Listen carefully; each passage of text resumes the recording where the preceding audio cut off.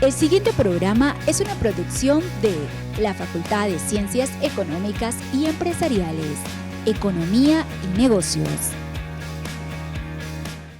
Le damos una cordial bienvenida al programa de Economía y Negocios, donde el propósito de este programa es abordar temas relacionados con la economía, la sociedad. Agradecemos a la Facultad de Ciencias Económicas y Empresariales y al Canal 11 Televisión Universitaria por apoyar y difundir este programa.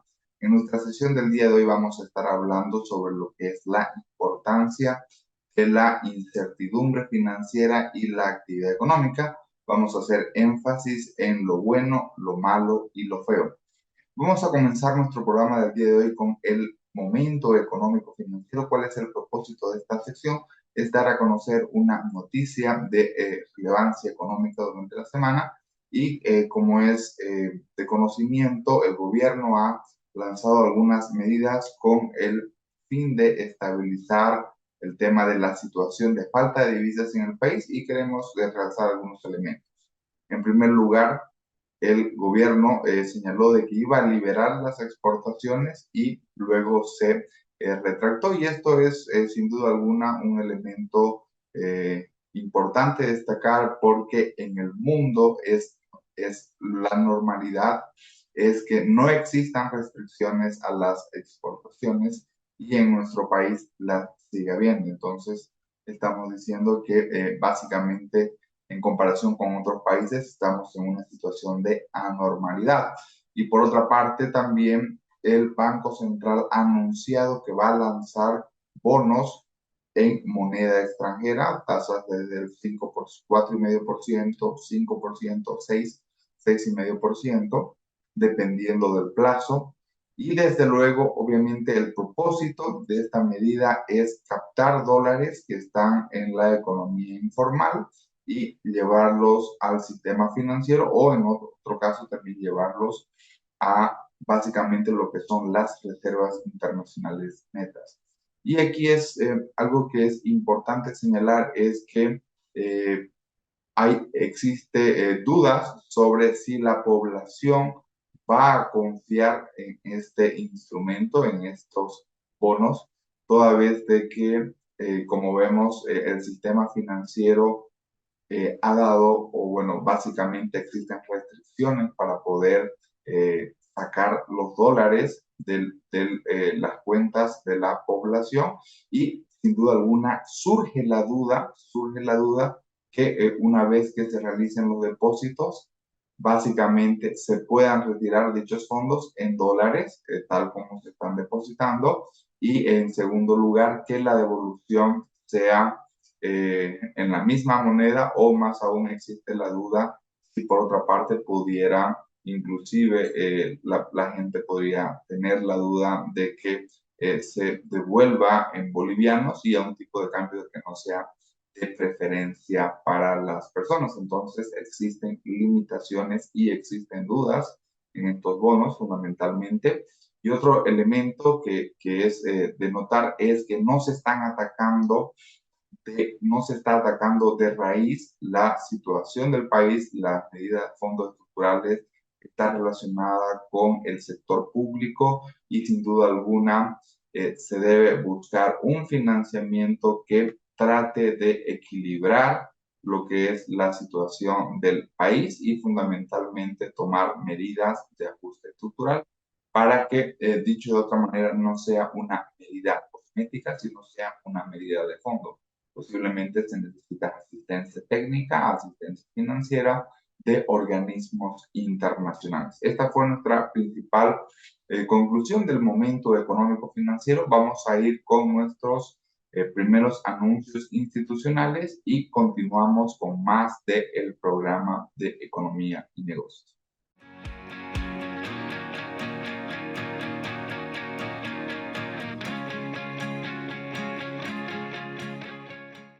Querido estudiante, ¿tienes problemas para acceder a tu perfil universitario? Aquí te dejo un video para cambiar tu contraseña y acceder al mismo. Los estudiantes nuevos de la Facultad de Ciencias Económicas y Empresariales podrán habilitar su perfil universitario. Le explicamos lo que debes realizar para saber tu contraseña. Desde el navegador de tu preferencia, ingresa a Perfil UAGRM. Clic en el primer enlace. Luego aparecerá 3 opciones. Clic en Estudiante. Para saber tu contraseña de tu perfil universitario, dale clic en la pregunta ¿Olvidaste tu contraseña? Luego añade tu número de registro y No soy un robot e iniciar recuperación. Posteriormente te indicará que te llegará un mensaje a tu correo personal registrado y dale clic en el enlace azul. Ahora nuevamente No soy un robot para que te aparezca un código combinado con números y letras y de igual manera se te enviará a tu correo electrónico el mismo código que es tu contraseña para ingresar a tu perfil universitario. Ahora ingresa a tu perfil universitario. Primero añade tu número de registro, luego tu contraseña, el código combinado con números y letras. Una vez ingresaste a tu perfil universitario, debes cambiar tu contraseña. Te explicamos los pasos que debes seguir. Una vez ingresaste a tu perfil universitario, debes cambiar tu contraseña. En la parte izquierda de tu pantalla, busca la palabra Cambiar contraseña. Dale clic. Ahora en los espacios vacíos, escribe tu contraseña actual. Para cambiar tu contraseña, tienes que colocar letras mayúsculas, minúsculas, combinados con números. Recuerda introducir una contraseña fácil de recordar. Dale clic en Enviar formulario. Listo, ya cambiaste tu contraseña de tu perfil universitario.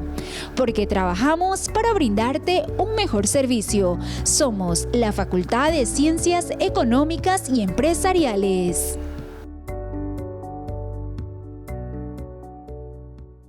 Hoy en día, el uso de las plataformas digitales se ha incrementado, por ello, la Facultad de Ciencias Económicas y Empresariales ofrece el servicio de biblioteca digital a los estudiantes. Te explicamos cómo puedes acceder a la biblioteca virtual El Libro. En el navegador de tu preferencia, escribe el siguiente link. De igual forma, este mismo link se te envió a tu correo electrónico cuando rellenaste el formulario de habilitación. Ahora, en usuario, escribe tu correo registrado. En contraseña, las iniciales de la facultad y tu número de registro.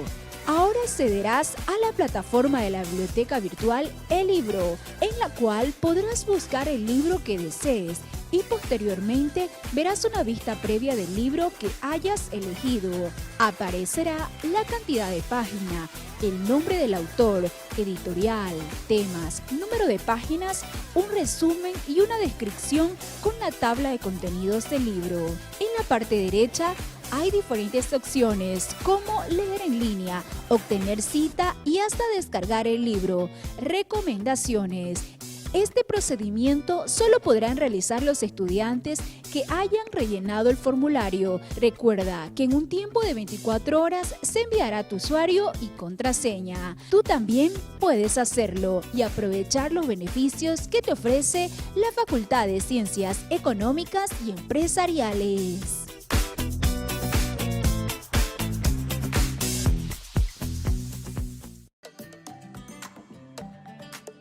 Ahora, todos los libros de la facultad lo encontrarás de manera digital.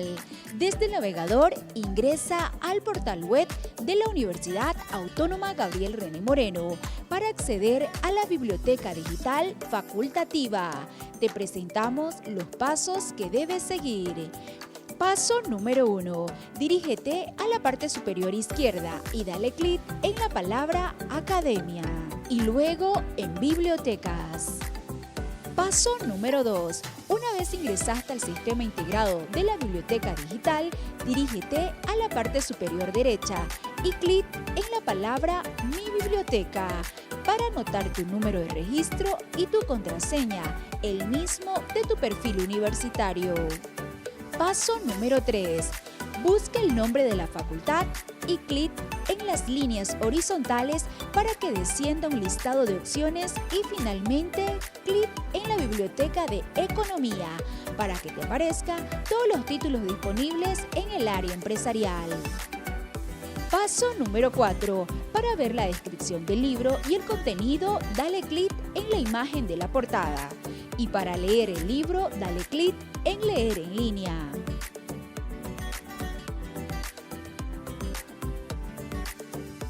Recomendaciones. Solo podrás leer el libro en línea si ingresas tu registro y contraseña en Mi Biblioteca. Si requieres algún libro, revista, tesis, puedes escribir palabras claves en el buscador para encontrar el libro de tu preferencia de una manera rápida, porque trabajamos para brindarte un mejor servicio. Somos la Facultad de Ciencias Económicas y Empresariales.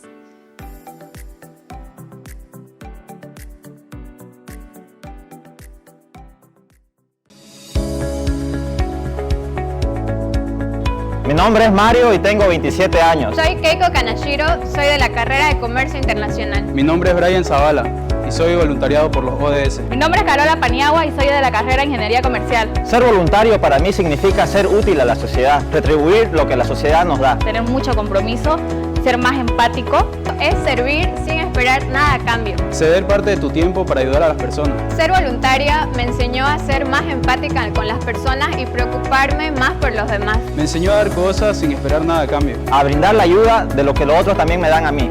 Yo recomiendo realizar el voluntariado porque aprendes muchas cosas, es una experiencia inolvidable. Lo recomiendo porque es importante para el desarrollo de la sociedad. Tenemos que usar nuestro tiempo para bien, conocer personas y brindar el servicio a la sociedad.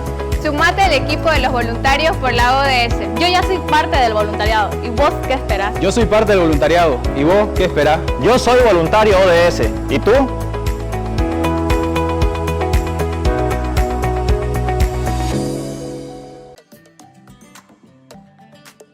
Ahora, todos los libros de la facultad lo encontrarás de manera digital. Desde el navegador, ingresa al portal web de la Universidad Autónoma Gabriel René Moreno para acceder a la biblioteca digital facultativa. Te presentamos los pasos que debes seguir. Paso número 1. Dirígete a la parte superior izquierda y dale clic en la palabra Academia y luego en Bibliotecas. Paso número 2. Una vez ingresaste al sistema integrado de la biblioteca digital, dirígete a la parte superior derecha y clic en la palabra Mi Biblioteca para anotar tu número de registro y tu contraseña, el mismo de tu perfil universitario. Paso número 3. Busca el nombre de la facultad y clic en las líneas horizontales para que descienda un listado de opciones y finalmente clic en la biblioteca de Economía para que te aparezcan todos los títulos disponibles en el área empresarial. Paso número 4. Para ver la descripción del libro y el contenido, dale clic en la imagen de la portada. Y para leer el libro, dale clic en Leer en línea.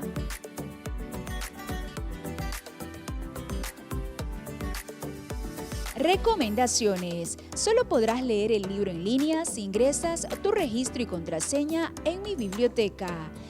Si requieres algún libro, revista, tesis, puedes escribir palabras claves en el buscador para encontrar el libro de tu preferencia de una manera rápida, porque trabajamos para brindarte un mejor servicio. Somos la Facultad de Ciencias Económicas y Empresariales.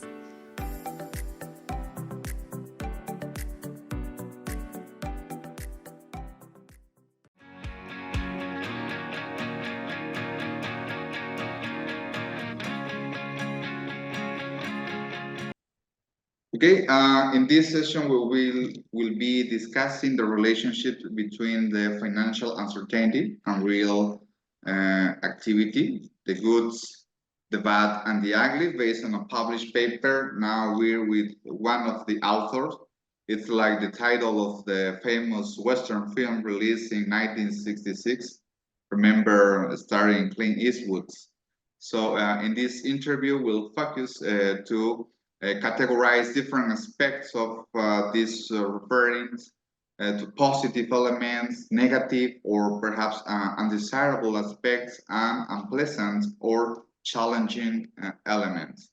So we will consider perhaps a key channel through investment.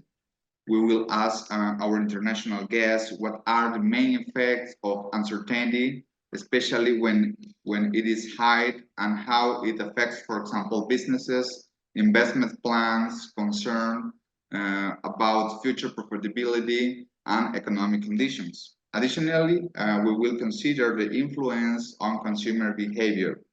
So perhaps, as you know, one of the mission of this program is to put efforts in communicating and relevant research to our audience. So in this way, first of all, I want to thank to Dr. Giovanni for being here with us, and it's really an honor to be with you in this conversation. Many thanks, Alejandro. It's a pleasure for me to be with you discussing what is uncertainty, what are the effects of increases in uncertainty, and especially financial uncertainty on the real economy. It's it's been for the last 15 years one of the major topics in empirical macroeconomics. It has attracted lots of attention, and I've been fascinated by the topic as well. So I've been working this now for quite a few years. Okay, thank you, Dr. Giovanni. Before starting our interview, I want to introduce our international guest. Dr. Giovanni Caggiano is a professor at the Department of Economics and Management in University of Padua. Indeed, he has a PhD in economics and econometrics in the University of York. Recently, Dr. Giovanni has published papers in global financial uncertainty and monetary policy during the Great Recession, and other papers more. Okay, perhaps the first question that we have for Dr. Giovanni is how can we define economic and financial uncertainty? And perhaps if these economic and financial uncertainty are similar, or perhaps they are different concepts.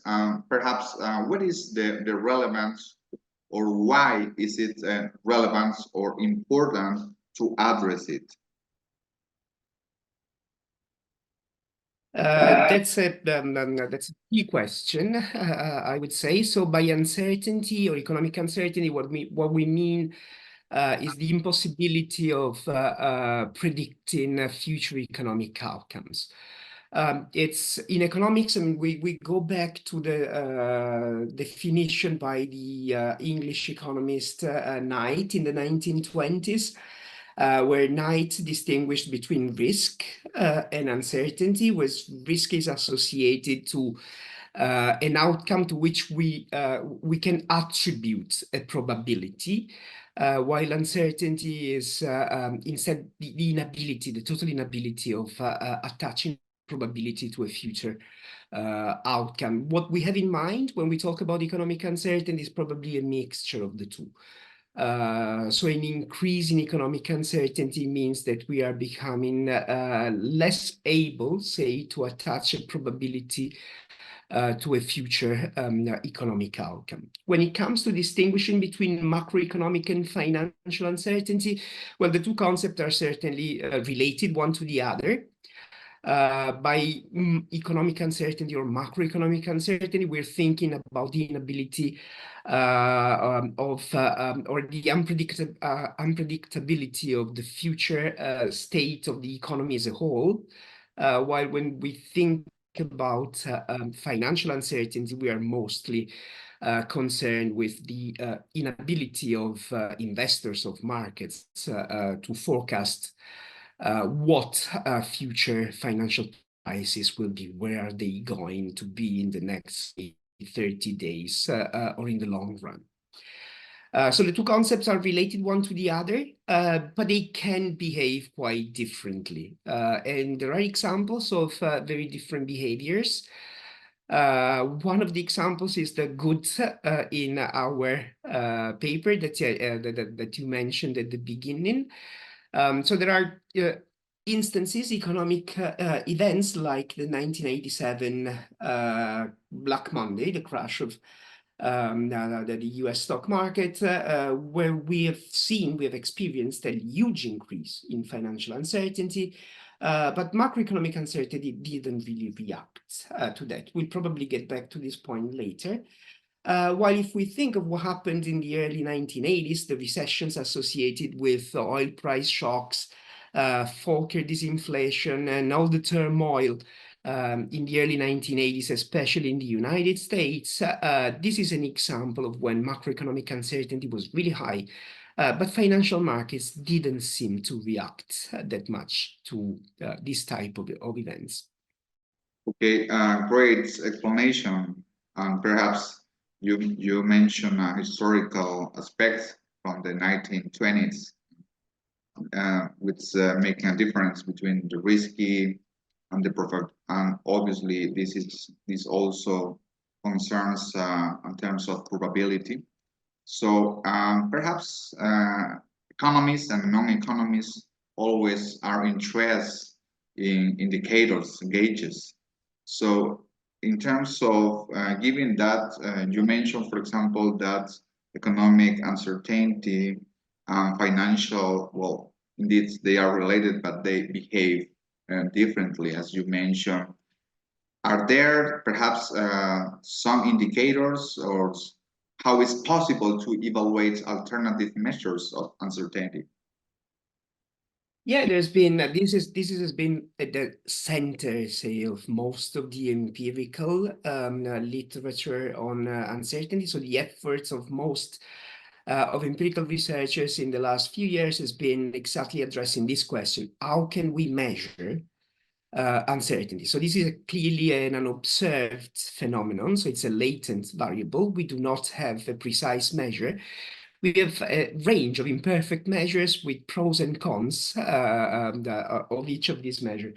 If we go back, so I'll do a sort of a brief historical, recent historical developments of uncertainty measures. So the first measure of uncertainty that has been used is related to expected volatility, implied volatility, what financial markets expect stock prices will be 30 days from now. Okay? So if they attach a higher probability to low and high possible values of financial prices, this indicates that they become more uncertain about what's happening in the future. Then there's been an effort to try to isolate this idea of really unforecastable components. So there have been measures that have looked at cross-sectional dispersion of forecasts made by professional forecasters.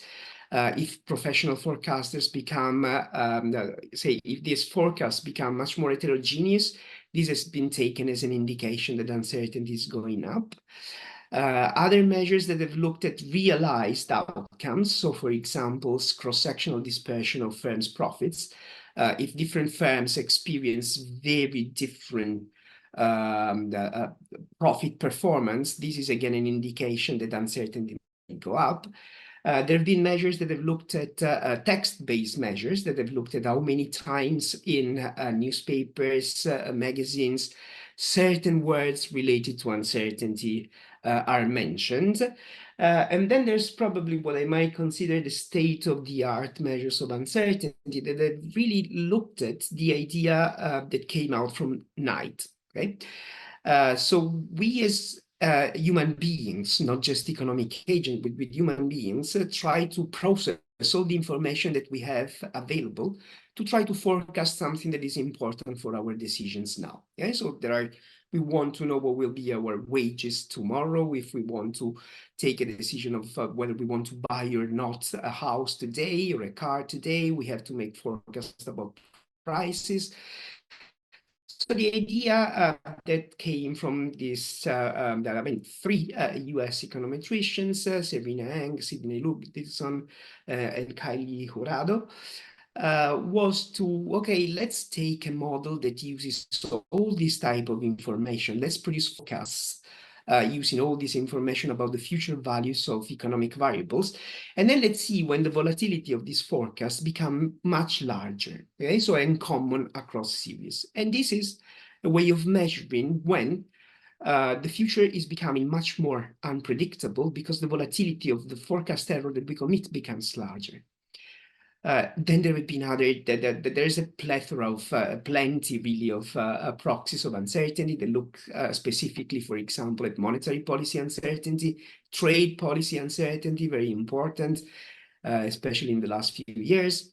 Geopolitical risk is another measure of uncertainty that has been produced. So measures of uncertainty look at specific subcategories of the economy. Yes, well, it must be very difficult to measure this because, as you mentioned, we have here as measure latent variables, unobserved variables. Well, you mentioned some indicators like expected supply volatility for 30 days, or the error forecast, or perhaps some related words like crisis, for example, that appears in newspaper. But for example, if we analyze all of these alternative measures, perhaps if we analyze historical data, for example, well, we suppose where we have the most, perhaps the highest level of uncertainty through this alternative measure, perhaps COVID-19, pandemic COVID-19. And another question is if we do we still perceive high levels of uncertainty in this context, 2024, for example? Yeah. Yeah, you're right. I mean, when we look at these measures of uncertainty, even if they capture different things and they might behave differently in some instances, there are some cases, big shocks that are associated with very high levels of uncertainty, regardless of what measures we are taking. The Great Recession is clearly one, and of course, COVID-19 has been another. COVID-19, if we look at all these measures, has been clearly associated with one of the highest jumps that we have experienced. What happened after COVID-19 is an interesting, it's an interesting development because just like after the Great Recession, after a while, markets or economic agents have become less uncertain. Say they learn how to cope with the new normal, let's say, and these uncertainty measures have gone down relatively quickly. But then they have remained after COVID-19 at a relatively high level for a while, but then new shocks happen, right? So we have observed persistently high levels of uncertainty, which are not necessarily associated to the pandemic only, but they've been associated with new developments. For example, geopolitical risks have clearly increased. And I was mentioning this measure of geopolitical risk that has been produced, and this is clearly correlated with uncertainty during 2022, right, with the invasion of Ukraine by Russia that has triggered up uncertainty. And then we've had a surge in inflation with uncertainty about what monetary policy we're going to do about inflation, uncertainty about what are the real the main drivers of inflation. Is it mostly demand driven? Is it mostly supply driven? So all this has contributed to keep uncertainty as at a high level, even if we haven't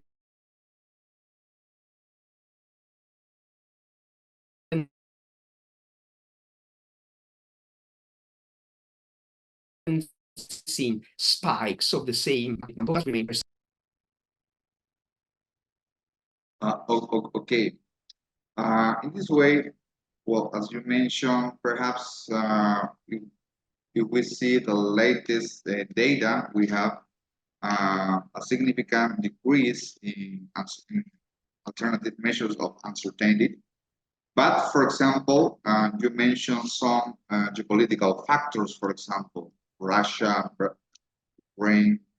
But if we consider the level that we are right now, perhaps, for example, if we compare with pre-pandemic levels, perhaps we still have high levels comparison, obviously, since pandemic, we have significant decrease, but do we have this? The level is higher than before. Yes. Yes, absolutely. So we have, as I said, the uncertainty went down, but then it stabilized at a higher level compared with what we've observed, say, pre-pandemic. So uncertainty has remained higher than it used to be, say, in the late 2010s, say. So it's certainly at a higher level, and a number of factors have also contributed to this relatively higher level than before. So there's been a sequence of shocks, let's say, that have kept uncertainty at a higher level than before. Okay. Coming back to your research, what were the main motives that you had to develop your research on financial uncertainty and real activity? Perhaps what could be the expected relationships between these two variables? Yes, now there's been lots of work in trying to understand what are the effects of uncertainty on real activity, and there is enough evidence to say that we almost all agree that an increase in uncertainty is detrimental for economic activity. But it's not necessarily clear what is the mechanism that transmits an increase in financial uncertainty to the real economy. Okay? So that was the starting point for my research. What matters, right? If we are policymakers, we want to know how these shocks transmit to the real economy to be able to set up the correct, say, response in terms of policy. So that was the starting point, and the literature that the economic literature about uncertainty isolates mostly, I would say, three channels through which uncertainty can propagate. Okay? One goes through what we call them wait-and-see effects. So there are, it's costly for firms to build a new plant, for example, to hire new workers, because there are irreversibilities here.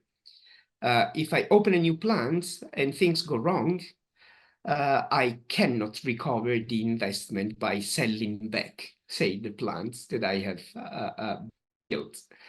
And this was the first channel that has been highlighted, say, by the literature. So there are irreversibilities in certain associated with certain economic decisions that push firms to wait and see. If we're living in an uncertain time, I better wait and see until the smoke clears, using Blanchard's words, and then I will decide whether or not an investment is worth undertaking.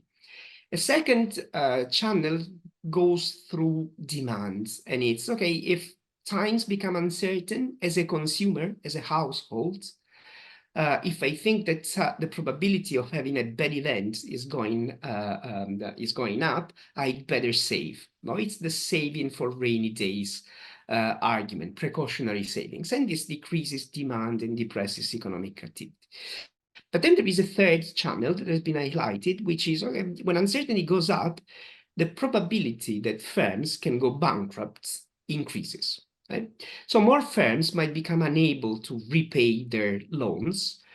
And if this is the case, the credit markets will go under stress. Okay? And the risk premium that one wants firms and households to pay to get a loan goes up. Okay? So this is the financial frictions channels. There are theoretical models that try to put the three together, or at least two of these three channels together, and try to understand which is the dominant one. What we wanted to do in our research is to look at the data and try to assess which of these channels is the most relevant one, say. And we come up with a conclusion that this financial frictions channel is really what matters. Great. So you mentioned that it's not necessarily clear these relationships between the mechanism or the channel transmission between financial uncertainty and real activity. So perhaps, well, you mentioned clearly the three possible channels, like, for example, investment, like consumer or household behavior, and very importantly, the credit market or the financial frictions. But, well, I know that this question for our audience could be a little difficult because you know that perhaps in quantitative methods, there are some problems like endogeneity problem. What is a endogenous variable, or what is an exogenous variable could be a problem. So in that sense, for example, if we think that perhaps financial uncertainty is not an exogenous variable, like, for example, is an endogenous variable. Perhaps here the question is, what drives financial uncertainty? Or in other terms, what are the main sources of uncertainty? This is a great point. Of course, from my side and empirical research, this is key to convince everyone, right, that we are really isolating the impact of an exogenous change in uncertainty.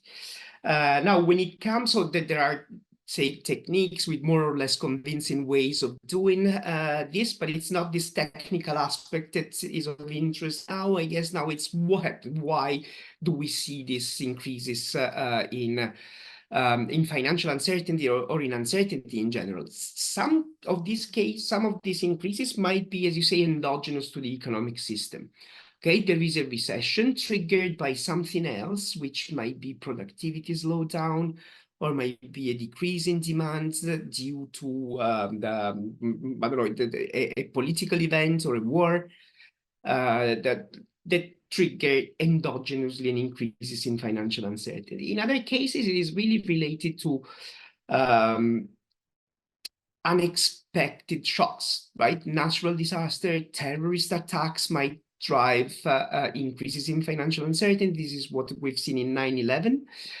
Financial crisis, so an increase in financial uncertainty, the increase in financial uncertainty that followed the global financial crisis, Lehman Brothers collapse, is clearly driven by the collapse of a huge financial institution. So when it comes to understanding really what are the determinants of uncertainty, I think here we still have work to do. And there's been progress in the literature in trying to understand whether or not we're talking of an exogenous impulse of the business cycle or an endogenous response. I've done work on this as well. I might come up with the results of my research, but of course, when it comes to what triggers this, we can call black swans, right? These very huge increases that seem to come out of nowhere. I think this is an avenue for future research that is worth exploring more. Exactly. Thank you, Mr. Dr. Giovanni. Given that said, what were your main findings in your paper? Well, as the title of your research, in this relationship between financial uncertainty and real activity, what is the good, the bad, and the ugly? Yeah, that's a great point because, okay, of course, the inspiration of the title of the paper is the movie that you mentioned, the great movie that you mentioned, and this distinguishing between the good, the bad, and the ugly was really had one aim, one objective, that was to try to isolate what policymakers can do. Okay, so the good in our story is the 1987 the stock market crash. Okay? If we look at these measures of uncertainty that we have discussed before, financial uncertainty in particular, 1987 comes up as probably the biggest spike of all. So it was really a huge increase in uncertainty. But then if we look at what happened to real activity after this huge increase in uncertainty, we see that real activity didn't really react. I mean, there was no recession following this huge increase. And so we started to ask why. And so the key variable in our for our answer is a measure of credit supply disruptions, right? Which is called an excess bond premium, which basically calculates, it's a measure, sophisticated measure in the way it is computed, not by two US researchers, that isolates the premium, say, that firms have to pay to get financed, that goes beyond what is explained by the distance to default. Right? A firm can, credit markets can ask firms to pay a high interest rates on a loan if the probability that they default is high, of course. But then if we take this into account and we measure the difference, then this is really can be attributed to malfunctioning of credit markets. Let's put it like that. And in 1987, this measure didn't really move. Okay? Then the bad is the Great Recession. In the Great Recession, we've seen this huge increase in financial uncertainty comparable to what we've seen in 1987. Then we've seen that the very same measure, this measure of credit market, say, dysfunctions, went up enormously. Okay,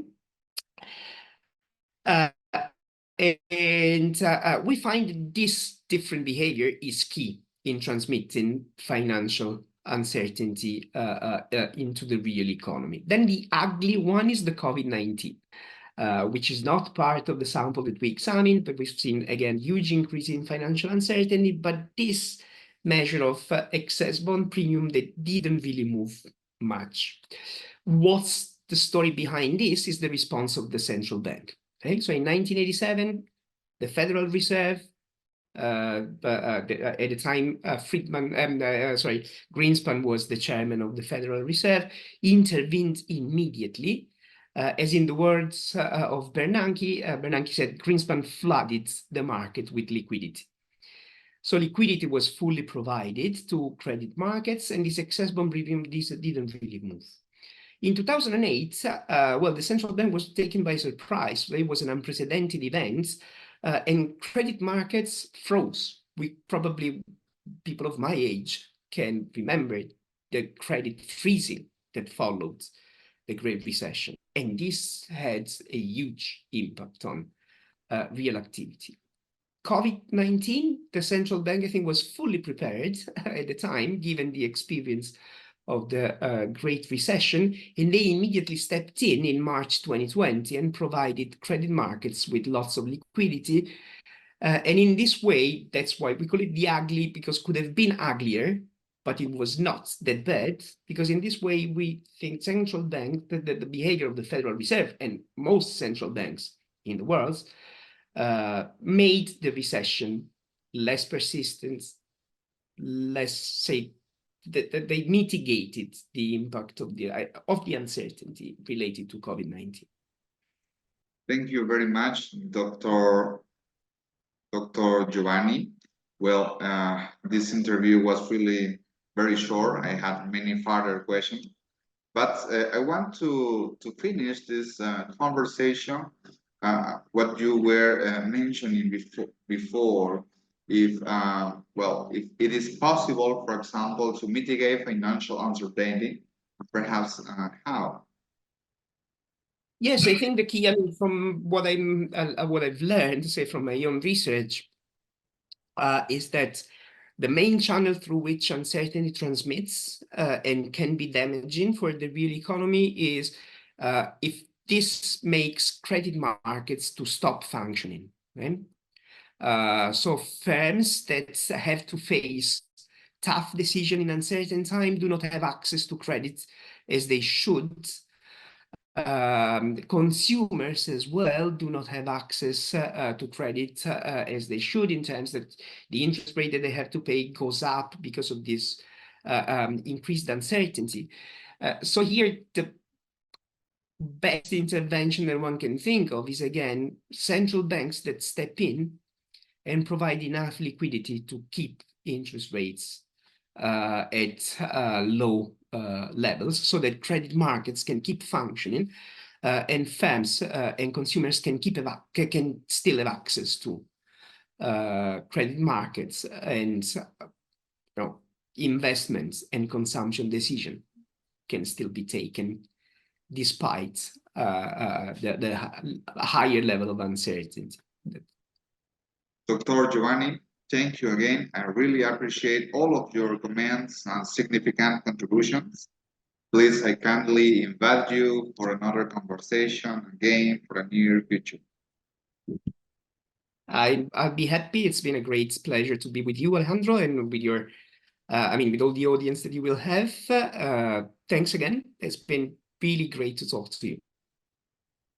Thank you, Dr. Giovanni.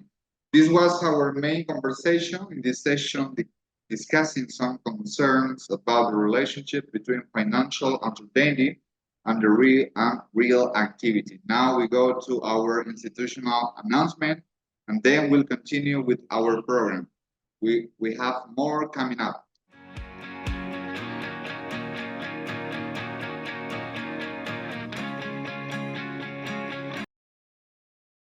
Querido estudiante, ¿tienes problemas para acceder a tu perfil universitario?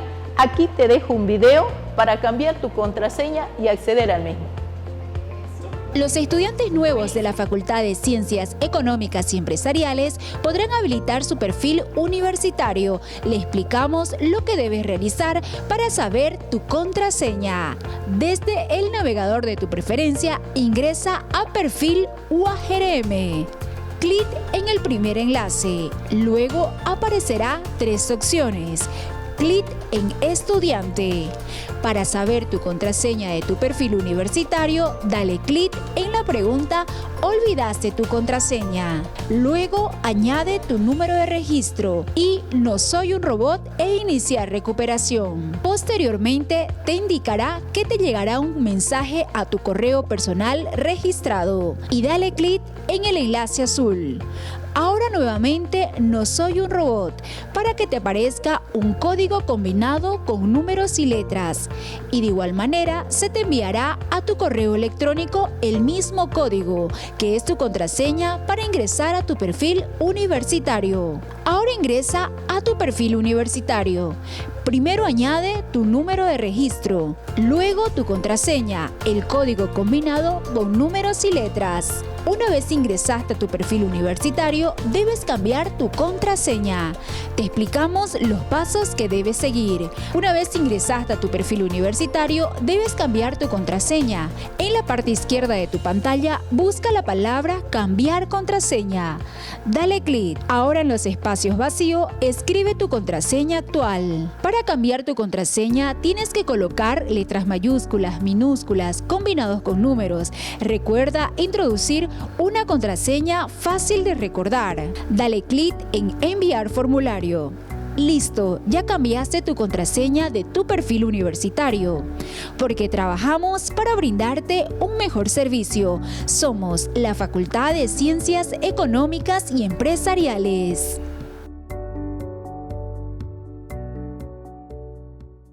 Hoy en día, el uso de las plataformas digitales se ha incrementado, por ello, la Facultad de Ciencias Económicas y Empresariales ofrece el servicio de biblioteca digital a los estudiantes. Te explicamos cómo puedes acceder a la biblioteca virtual El Libro. En el navegador de tu preferencia, escribe el siguiente link. De igual forma, este mismo link se te envió a tu correo electrónico cuando rellenaste el formulario de habilitación. Ahora, en usuario, escribe tu correo registrado. En contraseña, las iniciales de la facultad y tu número de registro. Ahora accederás a la plataforma de la biblioteca virtual El Libro, en la cual podrás buscar el libro que desees y posteriormente verás una vista previa del libro que hayas elegido. Aparecerá la cantidad de página, el nombre del autor, editorial, temas, número de páginas, un resumen y una descripción con la tabla de contenidos del libro. En la parte derecha Hay diferentes opciones como leer en línea, obtener cita y hasta descargar el libro. Recomendaciones. Este procedimiento solo podrán realizar los estudiantes que hayan rellenado el formulario. Recuerda que en un tiempo de 24 horas se enviará tu usuario y contraseña. Tú también puedes hacerlo y aprovechar los beneficios que te ofrece la Facultad de Ciencias Económicas y Empresariales.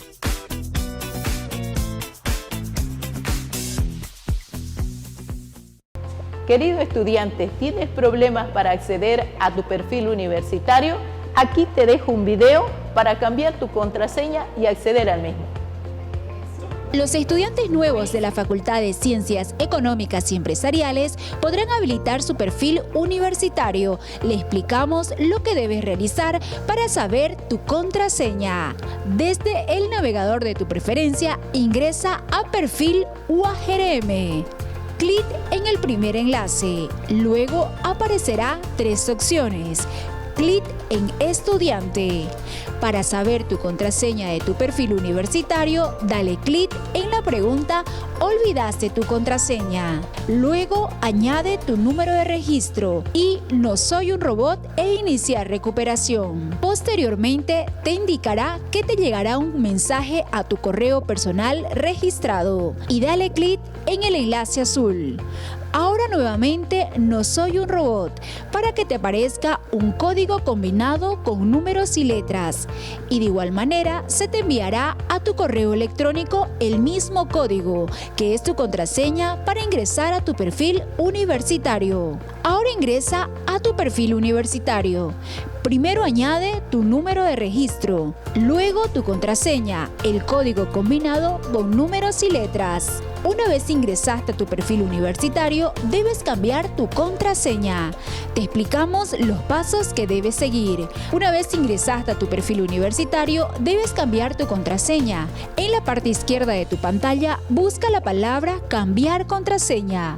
Dale clic. Ahora en los espacios vacíos, escribe tu contraseña actual. Para cambiar tu contraseña, tienes que colocar letras mayúsculas, minúsculas, combinados con números. Recuerda introducir una contraseña fácil de recordar. Dale clic en Enviar formulario.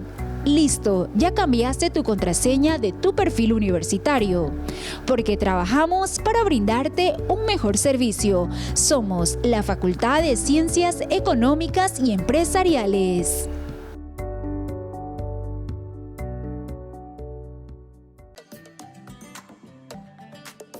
Ahora, todos los libros de la facultad lo encontrarás de manera digital.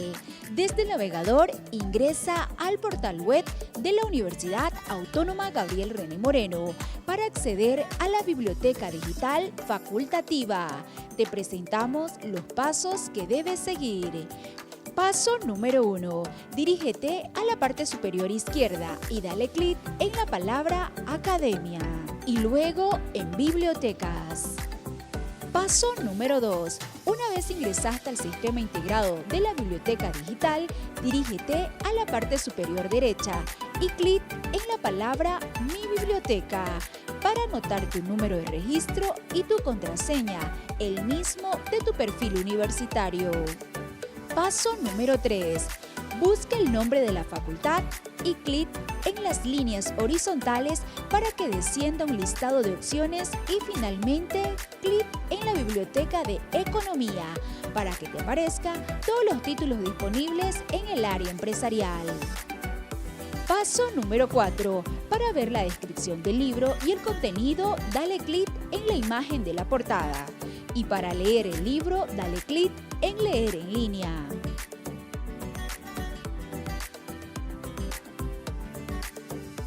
Recomendaciones. Solo podrás leer el libro en línea si ingresas tu registro y contraseña en Mi biblioteca.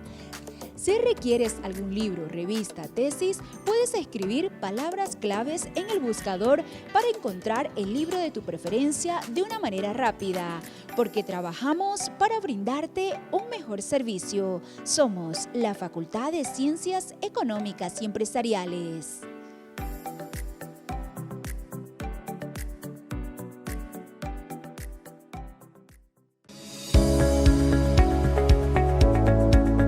Mi nombre es Mario y tengo 27 años. Soy Keiko Kanashiro, soy de la carrera de Comercio Internacional. Mi nombre es Brian Zavala y soy voluntariado por los ODS. Mi nombre es Carola Paniagua y soy de la carrera de Ingeniería Comercial. Ser voluntario para mí significa ser útil a la sociedad, retribuir lo que la sociedad nos da. Tener mucho compromiso, ser más empático. Es servir sin esperar nada a cambio. Ceder parte de tu tiempo para ayudar a las personas. Ser voluntaria me enseñó a ser más empática con las personas y preocuparme más por los demás. Me enseñó a dar cosas sin esperar nada a cambio. A brindar la ayuda de lo que los otros también me dan a mí. Yo recomiendo realizar el voluntariado porque aprendes muchas cosas, es una experiencia inolvidable. Lo recomiendo porque es importante para el desarrollo de la sociedad. Tenemos que usar nuestro tiempo para bien, conocer personas y brindar el servicio a la sociedad. Sumate al equipo de los voluntarios por la ODS. Yo ya soy parte del voluntariado. ¿Y vos qué esperás? Yo soy parte del voluntariado. ¿Y vos qué esperás? Yo soy voluntario ODS. ¿Y tú?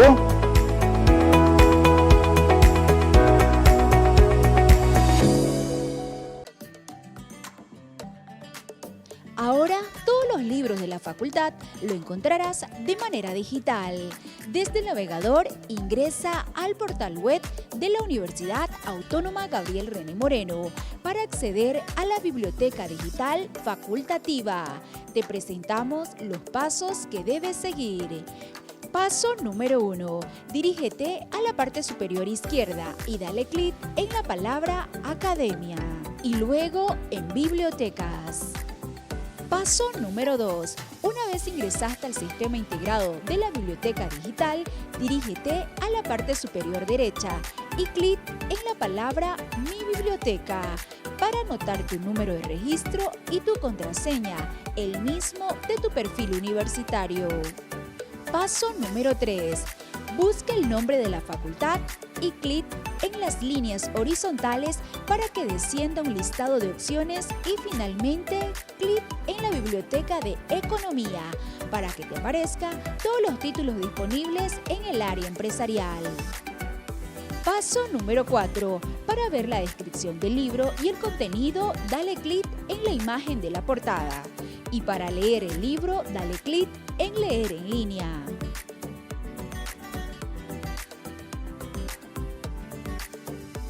Recomendaciones. Solo podrás leer el libro en línea si ingresas tu registro y contraseña en Mi biblioteca. Si requieres algún libro, revista, tesis, puedes escribir palabras claves en el buscador para encontrar el libro de tu preferencia de una manera rápida, porque trabajamos para brindarte un mejor servicio. Somos la Facultad de Ciencias Económicas y Empresariales.